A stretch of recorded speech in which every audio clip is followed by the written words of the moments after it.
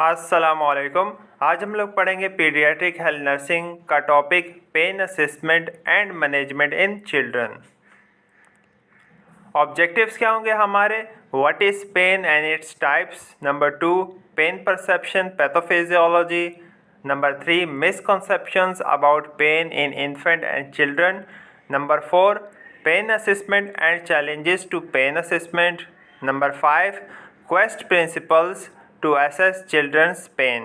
Number 6, different types of pain rating scales देखेंगे। Number 7, non pharmacologic intervention देखेंगे। Number 8, medications use to treat pain. First of all discuss करते हैं कि pain क्या है। Pain एक अनप्लीजेंट सेंसरी या इमोशनल एक्सपीरियंस है जो कि एसोसिएट होता है एक्चुअल या पोटेंशियल टिश्यू डैमेज से। टाइप्स ऑफ पेन हमारे पास दो हैं, एक्यूट एंड क्रॉनिक। एक्यूट क्योंकि सडन एंड शॉर्ट ड्यूरेशन के लिए होता है, कम वक्त के लिए होता है, और क्रॉनिक पे हमारे पास ज़्यादा होता है, लास्ट लॉन्गर देन 3 मंथ्स। और इसकी भी दो टाइप्स है मज़ीद, नोसिसेप्टिव एंड न्यूरोपैथिक पेन। नोसिसेप्टिव पेन के अंदर जो कि नॉर्मल प्रोसेसिंग ऑफ पेन होता है, जो कि हम आगे देखेंगे। न्यूरोपैथिक पेन हमारे पास के एबनॉर्मल प्रोसेसिंग ऑफ पेन होता है। पैथोफिजियोलॉजी देख लेते हैं पेन परसेप्शन की।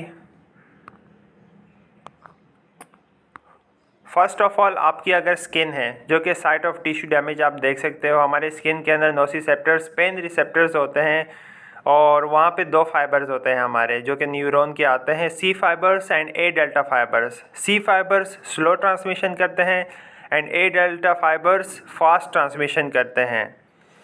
वहाँ से जब पेन कहाँ तो स्पाइनल गैंग्लिया में जाता है, स्पाइनल गैंग्लिया से जो थर्ड पे आप देख सकते हैं डोर्सल हॉर्न और द स्पाइनल कॉर्ड में जाता है, जो कि पेन सिग्नल यहाँ पे मॉडिफाइड होते हैं, और उसके बाद लेटर स्पाइनोथैलेमिक ट्रैक के अंदर जाता है, और वहाँ से होता हुआ पेन परसेप्शन पॉइंट में जाता है हमारे थैलेमस के अंदर, और वहाँ से मोटर रिस्पॉन्स फिर आता है। नेक्स्ट हम लोग देखते हैं misconceptions about pain in infant and children. First क्या है कि न्यू बॉर्न हो या इन्फेंट हो वो इनकेपेबल होते हैं कि एक मिथ क्या है कि उनको पेन महसूस नहीं होता है, जबकि रियलिटी क्या है कि उनका भी पूरा physiologic anatomic and neurochemical structure पूरा बना हुआ होता है, और पेन उनको भी ट्रांसमिशन हमारी तरह ही होती है, अडल्ट की तरह। सेकेंड मिथ क्या है, जो कि इन्फेंट है वो इनकेपेबल होते हैं एक्सप्रेसिंग पेन, लेकिन रियलिटी क्या है, इन्फेंट अपना पेन एक्सप्रेस करते हैं both behaviour and physiological cues के ज़रिए, जो कि हम असेस कर सकते हैं। नंबर 3 मिथ क्या है कि इन्फेंट या चिल्ड्रन वो है उनको मेमोरी ऑफ पेन उनके जहन में मेमोरी ऑफ पेन नहीं रहती है, जबकि रियलिटी ये है कि उनके जहन में पेनफुल एपिसोड्स रह जाते हैं, याद रह जाते हैं, क्योंकि और उनको बाद में उन प्रोसीजर से डर लगने लगता है।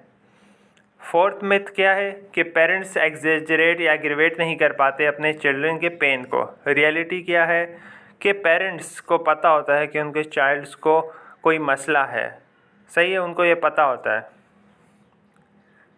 नंबर 5 मिथ क्या है कि children are not in pain if they can be distracted और they are sleeping.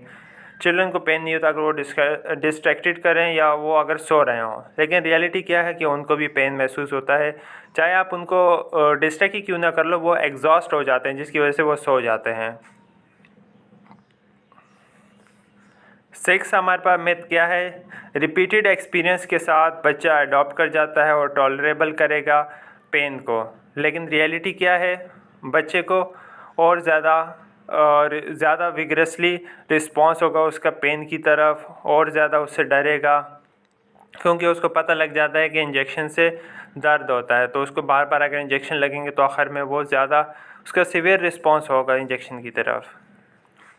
Number 7 myth क्या है कि चिल्ड्रन रिकवर कर जाते हैं more quickly than adults from painful experiences, लेकिन रियलिटी क्या है, चिल्ड्रन हील तो कर जाते हैं क्विकली, लेकिन उनके भी same amount of tissue injury और पेन जितना अडल्ट को होता है उतना ही बच्चों में भी होता है।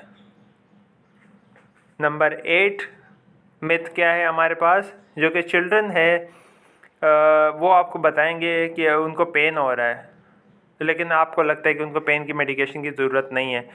जबकि रियलिटी ये है कि चिल्ड्रन बहुत यंग होते हैं, पेन एक्सप्रेस करने का उनको पता नहीं होता है कि किसको बताना है किसको नहीं बताना है। ये वो अपने पेरेंट्स से डर रहे हों कि अगर मैंने उनको बता दिया कि मुझे दर्द हो रहा है तो वो उनको पेन मेडिकेशन देंगे या उनको इंजेक्शन लगेगा, और फेयर की वजह से वो बात बताते ही नहीं हैं। नंबर 9 मिथ क्या है कि अगर बच्चों में ये देखा जाए कि वो बोल रहा है कि उसको पेन है, लेकिन हमें दिख रहा है कि वो रो नहीं रहा, वो कुछ कर नहीं रहा, तो हम समझते हैं कि वो झूठ बोल रहा है। लेकिन रियलिटी क्या है कि कॉज कभी भी पेन की जो कॉज है वो कभी डिटरमाइन नहीं की जा सकती, क्योंकि ये पेन जो होता है ये सब्जेक्टिव ही सिर्फ बताया जा सकता है, और सब्जेक्टिव ही आपने एक्सेप्ट करना होता है। एज अ पेरेंट आपने एक्सेप्ट करना है and as a nurse. Number 10 पे क्या है मिथ, जो कि चिल्ड्रन होते हैं वो रिस्क करते हैं of becoming addicted to pain medications, कि पेन मेडिकेशन की उनको एडिक्शन हो जाती है। लेकिन चूँकि रियलिटी क्या है कि एडिक्शन बहुत अनकॉमन है। अगर बच्चा अगर ज़्यादा देर तक या ज़्यादा टाइम तक वो पेन मेडिकेशन ले रहा है तो टॉलरेंस या रेजिस्टेंस पैदा हो जाएगी, लेकिन एडिक्शन बहुत अनकॉमन है। पेन असेसमेंट का गोल क्या होता है कि हमें प्रोवाइड करता है accurate information about the location, उसकी इंटेंसिटी कितनी है पेन की, और वो किस तरह अफेक्ट कर रहा है चाइल्ड के फंक्शनिंग पे। चैलेंजेस हमें क्या आते हैं पेन असेसमेंट के दौरान, अगर हमें लैक ऑफ एज अप्रोप्रिएट या वैलिडेट मेजरमेंट टूल का पता ना हो, लैक ऑफ नॉलेज हो, हमें पता ही नहीं हो कि कौन सा टूल यूज़ करना है कौन से एज ऑफ चिल्ड्रन के लिए, या लैक ऑफ ट्रेनिंग हो, या इम्प्लीमेंटेशन ऑफ टूल हम सही तरह नहीं कर रहे हों। नंबर 4 लैक ऑफ नॉलेज, हमें पता ही नहीं है किस तरह पेन को इंटरप्रेट करना है, पेन के स्कोर को। नंबर 5 अनसर्टेनिटी हो, या हम लोग डिफ्रेंशिएट नहीं कर पाएँ कि एंजाइटी और पेन के अंदर क्या डिफरेंस है। नंबर 6 लैक ऑफ अंडरस्टैंडिंग हो, चिल्ड्रन एक्सपीरियंस ऑफ पेन, उनको इतना एक्सपीरियंस ना हो पेन का और वो सही तरह बता नहीं पा रहे हों और आप अंडरस्टैंड नहीं कर पा रहे हों। और मोस्ट इम्पॉर्टेंट बात जो इसमें है एंड आपने अंडरस्टैंड करना है intensity of pain experience by the child, कि उस कितनी इंटेंसिटी ऑफ पेन वो एक्सपीरियंस कर रहा है जो चाइल्ड आपको बता रहा है। ये अफेक्टिव होता है पेन मैनेजमेंट में बहुत ज़्यादा। नेक्स्ट हम एम्बार्क करेंगे on a quest to evaluate the child pain. Quest क्या है जिसकी वजह से हम लोग क्वेस्ट क्या है, प्रिंसिपल्स हैं टू असेस चिल्ड्रन पेन, जो कि इवेलुएट करता है बिहेवियर एंड फिजियोलॉजिक चेंजेस को। क्यू से क्या आता है, क्वेश्चन द चाइल्ड, अपने बच्चे से क्वेश्चंस करने हैं, refer general pain assessment guidelines के ज़रिए। सेकेंड हमारे पास क्या, यू से क्या आता है, use a pain rating scale. E से क्या आता है, इंश्योर पेरेंट्स इन्वॉल्वमेंट, पेरेंट्स को भी आपने इसमें इन्वॉल्व करना है। एस से क्या आता है, secure parent caregiver involvement. T से क्या आता है, take the cause of the pain into account, जो वे कॉज ऑफ द पेन है वो आपने अकाउंट में लेना है। 6 क्या आता है, take actions and evaluate results, आपने एक्शन लेना है, इवेलुएट करना है अपने रिजल्ट्स को। पेन स्केल, पेन चूँकि एक सब्जेक्टिव फिनोमेना है तो ऑब्जेक्टिव मेजरमेंट इसका पॉसिबल नहीं है, लेकिन पेन रेटिंग स्केल यूज़फुल होते हैं फॉर द ट्रीटमेंट गाइडमेंट और हेल्प करते हैं monitor response to interventions. Pain rating scales, कोई भी ऐसा आइडियल रेटिंग स्केल नहीं है जो कि यूज़ किया जा सके। सेकंड पॉइंट जो है कि कोई भी अप्रोप्रिएट, हम लोग चाइल्ड के कल्चर के हिसाब से उसके डेवलपमेंटल लेवल के हिसाब से हमें देखना होता है कि कौन सा स्केल इसके लिए अप्रोप्रिएट है। नंबर 3 आपने कंसिडर करना है, ये अच्छे से सोच समझ के आराम से आपने उसको एडमिनिस्ट्रेट करना है स्केल की, जो भी आप पेन रेटिंग स्केल उसके ऊपर अप्लाई कर रहे हो आपने आराम से उसके ऊपर अप्लाई करना है। नंबर 5 आपने एक या दो कंफर्टेबल, जो आप कंफर्टेबली यूज़ कर सकते हो पेन रेटिंग स्केल, वो आपने ले लेने हैं। 5 आपने ये बात लाजमी याद रखनी है कि बच्चा हमेशा डिनाई कर सकता है पेन को from the fair of consequences. सही है कि आप उसको, वो अगर आपको पेन का बता देगा कि उसको यहाँ दर्द हो रहा है तो आप उसको इंजेक्शन लगाओगे, अगर इंजेक्शन से वो डर रहा है, फेयर है, उसको खौफज़दा है उस चीज़ से, तो वो आपको नहीं बता सकता। Questioning a child parent on pain, जो कि प्रेसिपिटेटिंग, पैलिटेटिंग, प्रोवोकिंग फैक्टर क्या है, क्वालिटी क्वांटिटी कितनी है उसकी, रीजन कौन सा है, रेडिएशन, रिलेटेड फैक्टर क्या है, साइट कौन सी है, सेवेरिटी कितनी है, टाइम कोर्स कितना है। और कुछ क्वेश्चन की एग्जांपल हम देख लेते हैं। व्हेन डज इट हर्ट, ठीक, कब आपको दर्द महसूस हुआ। व्हाट मेक इट वर्स, कौन सी चीज़ उसको ज़्यादा वर्स बना देती है कि आपको ज़्यादा दर्द होता है। व्हाट मेक इट बेटर, और सही किस तरह बताता है कि आपको पेन बिल्कुल नहीं होता, कि आप किसी पोजीशन में बैठ जाते हो या लेट जाते हो तो आपको पेन नहीं होता, या आप टच नहीं करते हो तो आपको पेन नहीं होता। पेन स्केल, नॉर्मली जो पेन स्केल 3 जो ज़्यादातर यूज़ होते हैं, flag scale, face scale and numeric scale. Flag scale जो कि बिहेवियल मेजर्स ऑफ पेन करता है, जिसके अंदर फेशियल एक्सप्रेशंस आ जाते हैं। लेग्स के अंदर नॉर्मल है, रिलैक्स्ड है, टेंस है, किकिंग है, ड्रॉन अप कर रहा है। एक्टिविटी के अंदर क्वाइट है, स्ट्रगलिंग है, टर्निंग है, आर्च है, जर्किंग है, एटसेट्रा। क्राई के अंदर नन, मॉर्निंग, स्क्रीमिंग कर रहा है। कंसोल एबिलिटी के अंदर कंटेंट है या इजी और डिफ़िकल्ट टू कंसोल है। फेस पेन रेटिंग स्केल हम आगे देखेंगे एंड न्यूमेरिक स्केल। जो हम इसमें आगे स्केल डिस्कस करेंगे उसमें टोटली हम 6 स्केल डिस्कस करेंगे। FLACC scale, behaviour measurement of pain, faces pain rating scale, neonatal infant pain rating scale जो कि निप्स है, वर्ड ग्राफिक रेटिंग स्केल देखेंगे एंड आउचर स्केल देखेंगे। फर्स्ट ऑफ ऑल देखेंगे फ्लैग स्केल जो कि बिहेवियर मेजर्स ऑफ पेन है। Zoom करके देख लेते हैं। इसमें जो पहला है फेस, अगर 0 स्कोर देंगे आप, नो पार्टिकुलर एक्सप्रेशन और स्माइल अगर नहीं कर रहा। 1 स्कोर देंगे अगर ऑक्यूपेशनल, ग्रिमेंस और फ्रॉन, विड्रॉन या डिसइंटरेस्टेड है। 2 स्कोर देंगे अगर फ्रीक्वेंट टू कांस्टेंट, क्वेरिंग चिन या क्लेंच्ड जा है उसका। लेग्स में क्या 0 स्कोर देंगे अगर वो नॉर्मल पोजीशन है और रिलैक्स्ड है। 1 स्कोर देंगे अगर अनईजी है, रेस्टलेस है या टेंस है। नंबर 2 स्कोर देंगे अगर किकिंग और लेग ड्रॉन अप है। एक्टिविटी में 0 स्कोर देंगे अगर वो लाइंग कर रहा है क्वाइटली या नॉर्मल पोजीशन या मूव्स ईजिली कर रहा है। नंबर 1 स्कोर देंगे अगर स्क्वायर में कर रहा है, शिफ्टिंग बैक एंड फोर्थ कर रहा है या टेंस है। नंबर 2 स्कोर देंगे अगर आर्च्ड है या रिजिड जर्किंग है। क्राई में क्या 0 स्कोर देंगे अगर नो क्राई है, अवेक या स्लीप है। 1 स्कोर देंगे अगर मौन कर रहा है या विम्पर्स कर रहा है या ओकेजनल कंप्लेन कर रहा है। 2 स्कोर देंगे अगर क्राइंग कर रहा है, स्टेडली स्क्रीम्स और स्क्रैप्स, फ्रीक्वेंट कंप्लेन कर रहा है। लास्ट में कंसोलेबिलिटी 0 स्कोर देंगे अगर कॉन्टेंट या रिलैक्स्ड है। 1 स्कोर देंगे reassured by occasional touching, hugging या बीइंग टॉक टू या डिस्ट्रैक्टेबल। 2 स्कोर देंगे अगर डिफ़िकल्ट टू कंसोल या कंफर्ट हो। जो कि बिहेवियर मेजर्स ऑफ पेन है, ये यूज़ किए जाते हैं इन्फेंसी से 4 साल तक के बच्चों में। और इसमें हम उनका बिहेवियर देखते हैं, उनका एसोसिएटेड कि पेन के साथ उनका किस तरह का बिहेवियर है। इससे ज़्यादातर स्मॉल चिल्ड्रन के अंदर यूज़ किया जाता है, जिनके अंदर इस साथ आप लिमिटेड कम्युनिकेशन स्किल्स कर सकते हों। ये मोस्ट रिलायबल होता है for short measures, sharp procedure pain या ड्यूरिंग इंजेक्शंस या लंबर प्रोसीजर्स के दौरान, या जब आप असेस कर रहे हो पेन इन इन्फेंट्स। ये लेस रिलायबल होता है इन मेजरमेंट ऑफ रिकरेंट और क्रोनिक पेन के अंदर, या जब आप पेन असेस कर रहे हो ओल्डर चिल्ड्रन के अंदर। ये कैरेक्टरिस्टिक्स ऑफ न्यूनेटल पेन, जिसमें फेशियल एक्सप्रेशन आप देख सकते हैं, bulge brow, eyes squeeze, shirt forward, nasolabial, creases, open lips, pursed lips, stretched mouth, taut tongue and quivering chin.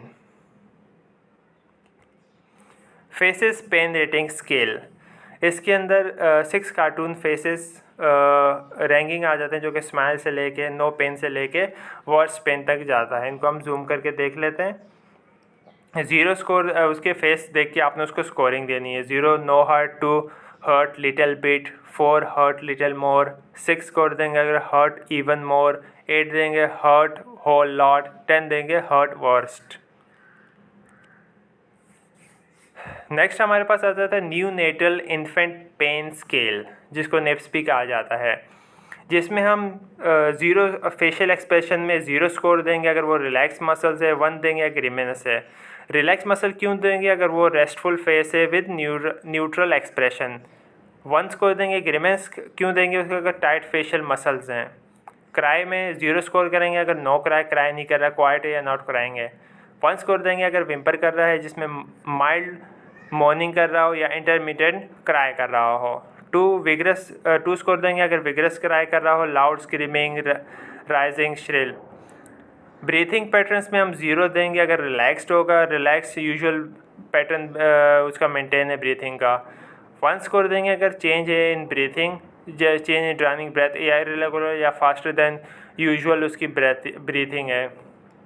Next हमारे पास है आर्म मूवमेंट।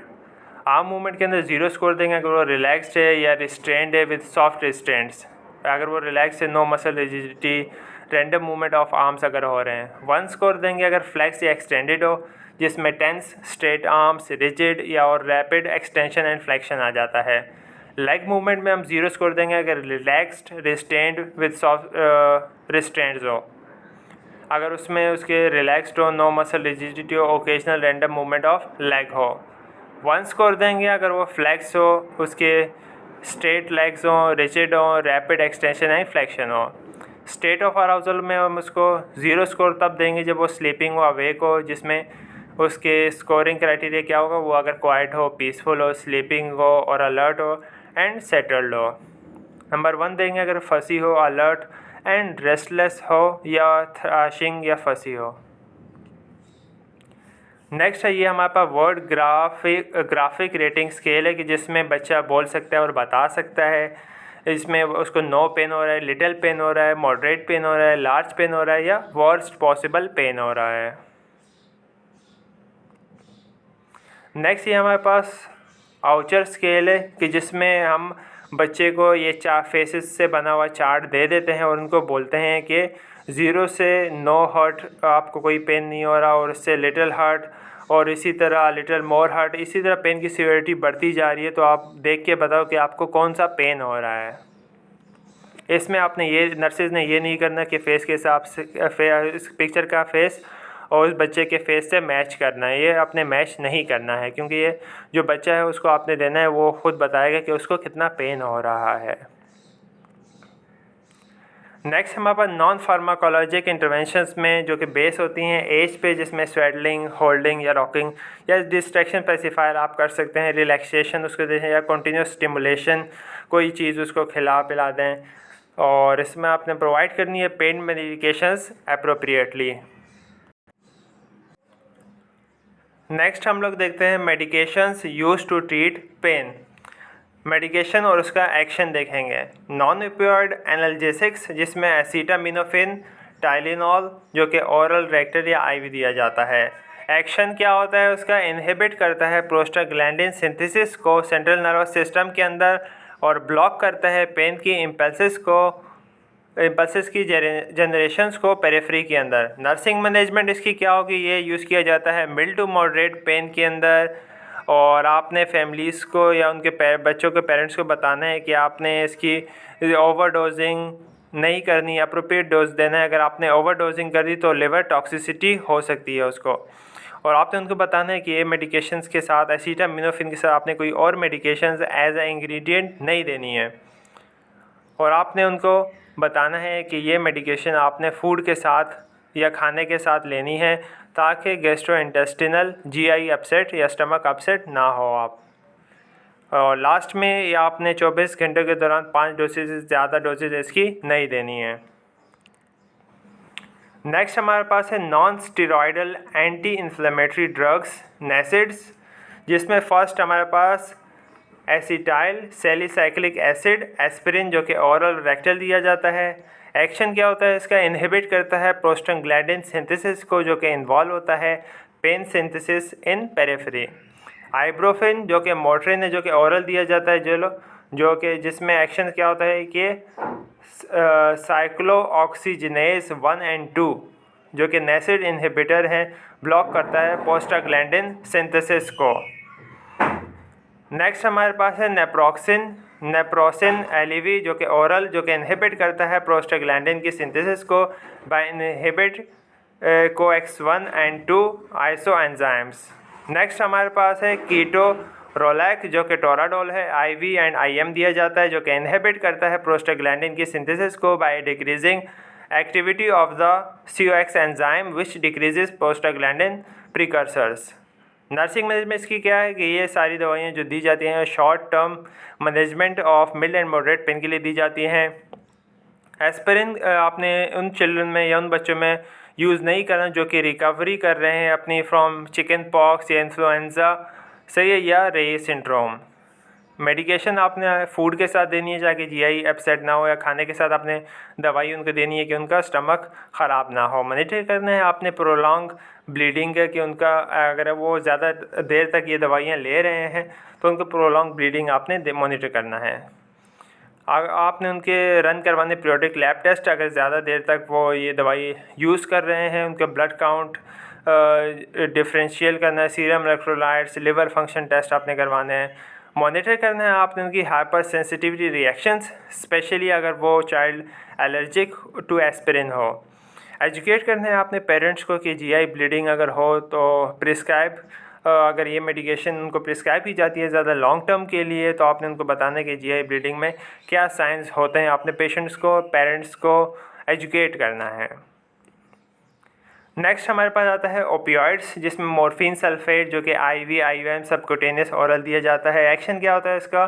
एगोनिस्ट है जो कि बाइंड होता है म्यू रिसेप्टर्स को ब्रेन स्पाइनल कॉर्ड के अंदर, जो कि प्रोवाइड करता है एनाल्जेसिया, जो कि gold standard for comparison of other analgesics है। नेक्स्ट हमारे पास हाइड्रोमोरफोन जो कि डायलोडेड है, जो कि ओपिएट रिसेप्टर एगोनिस्ट है, सेंट्रल नर्वस सिस्टम पे एक्ट करता है और ये चेंज करता है पेन परसेप्शन को। लेवोफेनॉल, लेवोड्रोमोरोन जो कि सिंथेटिक मॉर्फिन डेरिवेटिव है, जो कि ओपिएट रिसेप्टर के एगोनिस्ट की एक्टिविटी के साथ है और ये मोर पोटेंट होता है, ये लॉन्गर ड्यूरेशन ऑफ एक्शन करता है मॉर्फिन से। नेक्स्ट हमारे पास मीथाडोन जो कि डोलोफिन है, ओरल और IV दिया जाता है, जो कि एक्शन क्या होता है? सिंथेटिक नारकोटिक है जो कि इंक्रीज़ करता है duration of action with repeated doses, और ये अपने जितने उसको ज़्यादा डोजेज दोगे तो अपने ड्यूरेशन इंक्रीज़ करता जाता है। नेक्स्ट हमारे पास है फेंटेनाइल जो कि IV या इंट्रासनल या ट्रांसम्यूकोजल ट्रांसडर्मल। एक्शन क्या होता है? Synthetic and potent narcotic agonist है जो कि कॉज करता है एनाल्जेसिया एंड सेडेशन, जो कि शॉर्ट एक्शन ऑफ टाइम के लिए दिया जाता है। नर्सिंग मैनेजमेंट क्या होगी इन सब की एक साथ देख लेते हैं, जो कि मॉडरेट टू सीवियर पेन के लिए इस्तेमाल किया जाता हो, और आपने डोजेज कैलकुलेशन बहुत केयरफुली करनी है, और डोजेज कैलकुलेशन करने के बाद आपने दूसरे नर्स को भी एक बार चेक करवा देना है, क्योंकि बच्चों के अंदर ज़्यादा ज़रूरत होती है डोजेज कैलकुलेशन की इम्पोर्टेंस की, क्योंकि ओवरडोजिंग से उनकी लाइफ थ्रेटनिंग कंडीशन बन सकती है। ऑब्टेन करना है आपने उनके base vital sign before administrating, आपने उनके वाइटल साइन चेक करने हैं दवाई देने से पहले, और उनके फ्यूचर कंपैरिजन से आपने उनको मैच करना है। असेस करना है उनका पेन आपने रेगुलरली कि कब रिलीफ़ हुआ और ड्यूरेशन क्या थी उनकी, रिलीफ़ होने दवाई देने के बाद कितनी देर बाद रिलीफ़ हुआ। आपने केयरफुली मॉनिटर करना है उनके रिस्पायरेटरी डिप्रेशन को, स्पेशली अगर वो स्पेसिफिक ड्रग पर हों या पीक एक्शन पर हों। एंटिसिपेट करना है और प्रोवाइड करना है आपने preventive treatment for constipation. Monitor करना है आपने उनके एडवर्स इफेक्ट्स और नोटिफाई करना है केयर प्रोवाइडर को। सेवियर पेन में आपने उनको देखना है या एडमिनिस्टर, अगर वो बच्चा सीवियर पेन में है तो हर 4 घंटे बाद आप उसको क्या दवाई दे सकते हो। नेक्स्ट हमारे पास जो नीचे है, जो सेडेशन एनाल्जेसिया के लिए या पेनफुल प्रोसीजर के इस्तेमाल किया जाता है फेंटेनल। मॉनिटर करने आपने इसमें वाइटल साइन और ऑब्जर्व करना है कि चाइल्ड के जो थोरेसिक या स्केलेटल मसल है उसकी रिजिडिटी वीकनेस तो नहीं आ रही, या डिप्रेस रिस्पायरेशन में तो नहीं जा रहा। रिस्पायरेटरी डिप्रेशन की वजह से क्या 4 घंटे से ज़्यादातर लेता है, और आपने अपने आप को नर्सिस को उस वक्त तक प्रिपेयर होना चाहिए ताकि वो उसको सपोर्ट कर सके वेंटिलेशंस के लिए ज़रिए, और उसको देना है नैलोक्सोन। नेक्स्ट हमारे पास है ऑक्सीकोडोन, जो कि रॉक्सीकोडोन जो कि ओरल दिया जाता है। एक्शन क्या होता है इसका? सेमी सिंथेटिक डेरिवेटिव है ओपियम एगोनिस्ट का, जो कि बाइंड होता है receptors in the CNS central nervous system और अल्टर करता है perception of pain and emotional response to pain. Nursing management इसकी क्या होगी? ये मॉडरेट पेन में दिया जाता है। मॉनिटर करना है आपने रिस्पायरेटरी स्टेटस इसमें एंड रिस्पायरेटरी डिस्पेशन के लिए। नोट करना है आपने इसके एडवर्स इफेक्ट जैसे कि nausea, dizziness and sedation. Determine करना है अपने चाइल्ड का कंटिन्यूड नीड, कि उसको ज़रूरत है कि नहीं कंटिन्यू नीड फॉर मेडिकेशन। या उसको आप पोटेंशियल हो सकता है कि ड्रग अब्यूज़ हो जाए हाईली। लास्ट हमारे पास आता है कोडीन, जो कि ओरल दिया जाता है। एक्शन क्या होता है इसका? ओपिएट रिसेप्टर एगोनिस्ट है, जो कि CNS के अंदर एक्ट करता है और लीड करता है changes in pen perception. Nursing management क्या है? ये भी मिल्ड टू मॉडरेट पेन में दिया जाता है। असेस करना है आपने इसमें रेगुलरली पेन रिलीफ की ड्यूरेशंस को, पेन रिलीफ और उसका ड्यूरेशन कितनी देर में रिलीफ हुआ। ऑब्जर्व करना है आपने इसमें नोज़िया, जो कि कॉमन साइड इफ़ेक्ट है, और सेफ्टी अलर्ट्स भी आप देख लें। ये रेफरेंसेस हैं। Thank you, hope you like it.